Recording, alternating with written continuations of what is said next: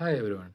In this video, we will be looking into a game between Grandmaster Roberto Pantoja and Grandmaster Magnus Carlsen from round 3 of FIDE Chess Olympia 2024 between Colombia and Norway. Let's jump right into the game. Roberto Pantoja, starting with the white pieces, go for 1 e4. Carlsen replies with c5, knight to f3, e6, d4, c takes on d4, knight takes on d4, a6, c4, knight to f6, knight to c3, queen to c7, bishop to e2, b6. Pantoja goes for castling, bishop to b7, f3, knight to c6, knight takes on c6, bishop takes on c6, queen to d3, h5, bishop to e3, bishop to d6, f4, knight to g4, e5, bishop to e7, bishop to d4, d6, e takes on d6, bishop takes on d6, bishop to f3, bishop takes on f3, queen takes on f3. Carlsen goes for castling, knight to e4, queen takes on c4, rook on a to d1, bishop to e7, b3, queen to b5, a4, queen to b4, h3, knight to h6. So if you look at this position, after 23 moves, Carlsen is having a slight advantage of minus 1.5.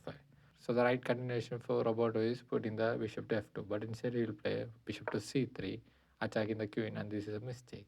Now the queen go ahead and capture b3 pawn.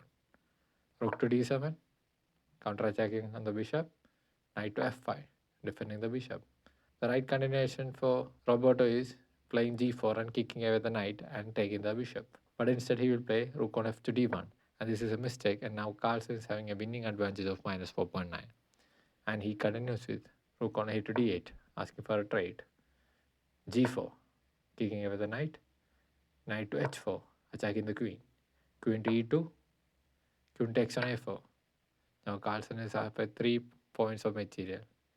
Rook on 1 to d4, attacking the queen, queen moves to a3, king to h2, rook takes on d7, rook takes on d7, rook to d8, rook to a7, h takes on g4, h takes on g4, knight to g6, f5, bishop to d6 with check, king to g1, queen to c1 with check, queen to e1, bishop to c5 with check, king to g2, knight to h4 with check.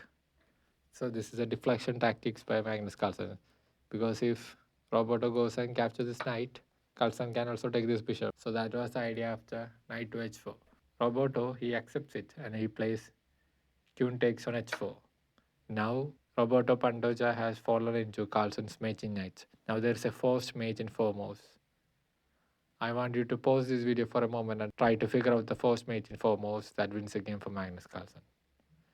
Kudos if you are able to figure out the mate in 4 for Magnus Carlsen. And it begins with queen to g1 with check, king to f3, rook to d3 with check.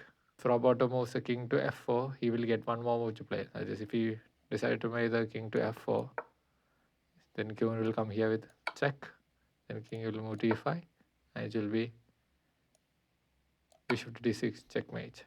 But instead, after this check, he will play king to e2.